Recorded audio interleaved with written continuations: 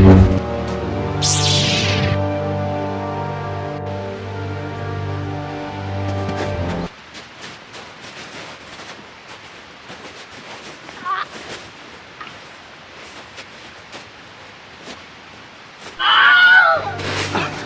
apprenti, pourquoi es-tu passé du côté obscur?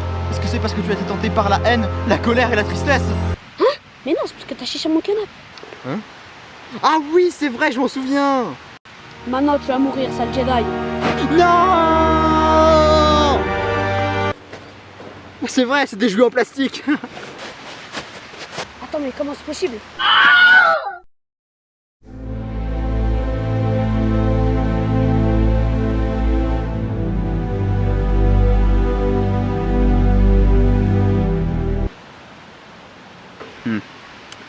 Pour moi, là-bas, je devais m'acheter une baguette.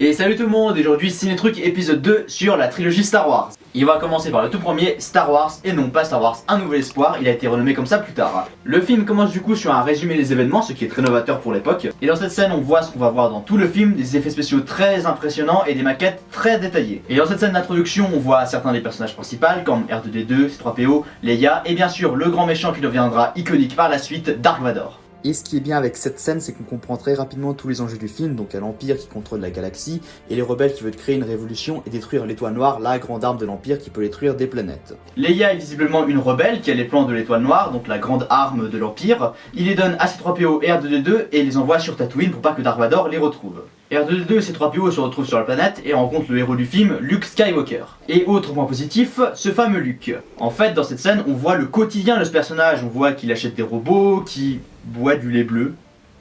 Ok. Ce qui fait qu'il est au même niveau que le spectateur, malgré qu'il vit dans un monde étrange et bizarre, ce qui crée aussi un dépaysement. Du coup, dans la suite du film, R2D2 se casse, C3PO et Luke essayent de le retrouver et ils rencontrent un nouveau personnage, Obi-Wan Kenobi. Et là, Obi-Wan va nous faire découvrir le plus gros point positif de Star Wars, la Force. En fait, la Force a tout un côté mystérieux et magique, ce que fait beaucoup Star Wars d'ailleurs. On a envie d'en apprendre plus sur cette guerre des clones, les Jedi et tout ça en même temps que Luke. Et le film essaie de nous faire croire que la Force est à la portée de tout le monde, que tout le monde peut devenir un Jedi avec de la conviction et de l'envie. Du coup, toute cette petite bande essaye de trouver un pilote pour partir sur cette planète. Et là, on arrive à la scène de la cantina qui est du génie. Du coup, dans cette scène, on voit plein d'aliens qui ont une vie quotidienne. Et un truc très important, c'est ce que fait Star Wars pratiquement tout le temps, c'est de titiller l'imagination du spectateur. En fait, le spectateur se demande d'où viennent toutes ces créatures, de quelle planète, et il va essayer d'y répondre grâce à son imagination, un peu comme dans la scène avec la Force au début. Du coup, la petite bande trouve un pilote du nom de Han Solo et son acolyte du nom de Chewbacca. Il leur montre leur vaisseau, et là, on a encore une scène très bien pensée. En fait, pour le spectateur de l'époque, voir une maquette aussi bien détaillée dans un film, c'est impressionnant. Mais là, Luke dit...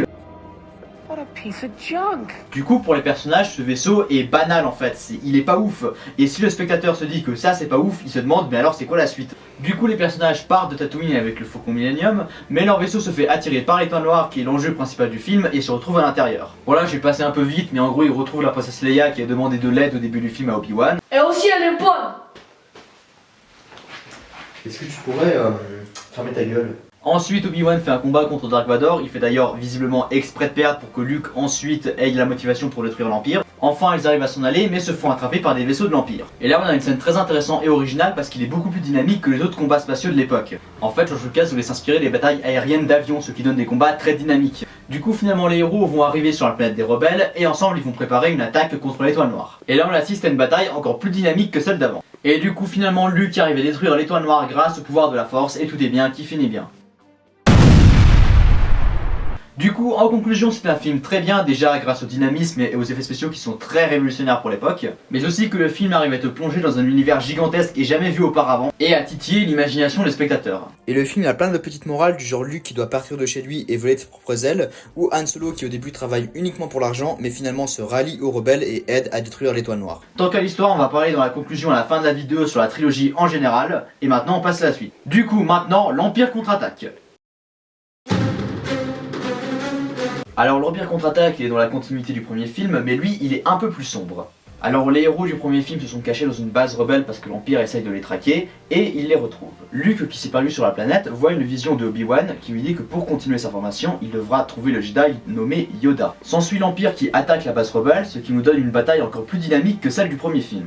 Les rebelles arrivent à s'échapper, mais Luke lui va sur Dagobah, la planète où Obi-Wan lui a dit qu'il y aurait Yoda. Luke trouve sur cette planète avec une ambiance très étrange une petite créature qui s'avère être Yoda. Et dans cette scène, nous commençons à apprendre les bases de la Force et des maîtres Jedi qui la manient. Mais Luke doit vider son esprit et arrêter d'être impulsif selon Yoda. Et là nous avons une scène très intéressante où Luke doit entrer dans ce que Yoda appelle le domaine du mal. Cette scène a une ambiance beaucoup plus horrifique qu'on retrouvera à plusieurs reprises dans le film, et là Luke voit une vision de Dark Vador. S'ensuit un combat entre les deux adversaires et Luke bat Dark Vador. Et derrière son casque, il voit son propre visage. Ce qui signifie que Luke va peut-être aller du côté obscur. Pendant ce temps, Leia, Chewbacca, Han Solo et les droïdes qui viennent d'échapper à un vers de l'espace se réfugient sur une planète gouvernée par un ami d'Han Solo.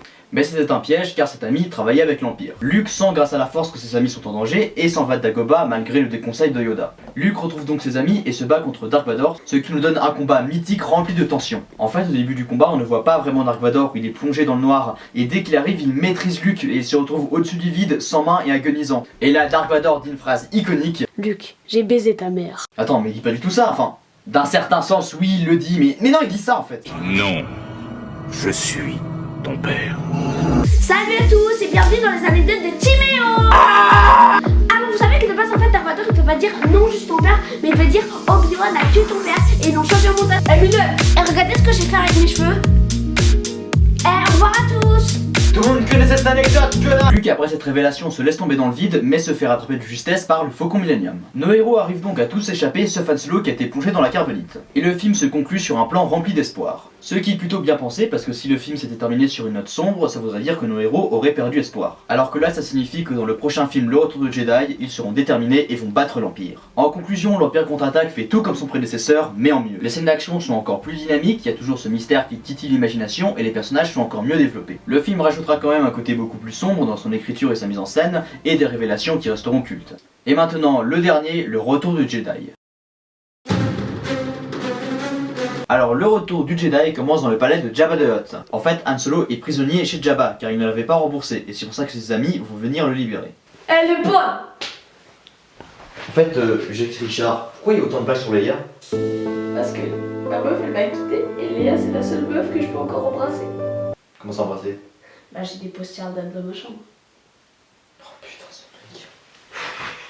Bon là j'ai passé un peu vite, mais en gros on retrouve Luke Skywalker au meilleur de sa forme et grâce à un plan avec ses amis arrive à tuer Jabba. Une fois ça fait, Luke retourne voir Yoda pour finir sa formation et là nous avons une scène très émouvante de la mort de Yoda. Pendant ce temps l'Empire construit une nouvelle étoile noire nommée l'étoile de la mort et les rebelles vont essayer de la détruire. Nos personnages vont donc sur la lune forestière d'Endor afin de désactiver des boucliers pour que la flotte puisse détruire l'étoile de la mort. Les héros découvrent sur cette planète des petits êtres nommés les Ewoks qui ont été mis dans le film principalement pour vendre des peluches par la suite, mais aussi pour critiquer le côté colonisateur de l'Empire. Luke se rend compte que Dark Vador peut le ressentir grâce à la force, du coup il met en péril la mission, alors il décide de se rendre à l'Empire. Mais sur le chemin qui le mène à l'empereur, le grand maître de Dark Vador, Luke dit à son père qu'il y a un conflit en lui, mais Dark Vador dit que c'est trop tard pour lui et qu'il est passé complètement du côté obscur. Et là nous pouvons assister à un combat hyper bien pensé, rempli de tension et d'émotion. Alors en fait, avant le combat, l'empereur essaye de manipuler Luke en lui montrant ses amis qui sont en train de mourir et lui dire qu'il peut à tout moment utiliser sa haine pour tuer l'empereur et changer la donne. Au début, Luke se retient, mais il craque, prend son sabre laser et essaye de tuer l'empereur, mais Dark Vador le retient. Luke et Dark Vador commencent à se battre, mais Dark Vador le domine. Luke se cache, mais Dark Vador lui dit qu'il ne peut pas échapper à son destin et que de toute manière, s'il ne va pas du côté obscur,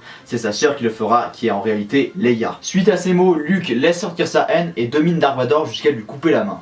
Mais Luke reprend ses esprits et ne veut pas tuer son père.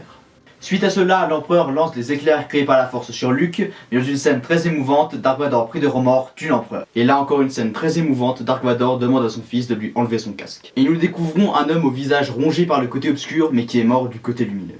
Et ce qui montre que Dark Vador est bel et bien mort, c'est qu'il y avait tout un mystère autour de son casque, et révéler son visage, cela veut donc dire que le mythe Dark Vador est bel et bien mort. Mais alors pourquoi est-ce que cette trilogie est aussi bien? Bah c'est parce qu'en fait tout est un peu magique. Les musiques de John Williams sont magiques, les effets spéciaux sont magiques, l'univers est magique et les personnages aussi. Et surtout ce qui était magique c'est que voir un film comme ça à l'époque c'était complètement dépaysant. Mais surtout que George Lucas s'est inspiré du travail de Joseph Campbell qui a travaillé sur les monomythes. En fait Campbell affirme que chaque mythe et histoire ont des ressemblances et des fils rouges en commun. Selon lui la majorité des histoires ont 3 étapes en commun. Au début un héros banal va rencontrer un élément perturbateur qui va le faire partir à l'aventure, il va créer des expériences puis échouer et revenir au meilleur de sa forme et cette fois-ci réussir. Vous comprenez? Héros banal qui part à l'aventure, expérience où il échoue, et retour héroïque. Bon là j'ai un peu simplifié, mais si vous lisez son livre vous verrez qu'il y a beaucoup plus de variables au monomythe. Et l'une de ces variables c'est la mort du père. Le père représente les vieilles idées et le fils les nouvelles, le fils va donc tuer le père pour laisser vivre les nouvelles. Star Wars c'est en fait inspiré du mythe pur qui inspira tous les autres. En résumé, Star Wars c'est un film parfait qui nous fait vivre de la peur, de la tristesse, de la colère, de la joie et du rire.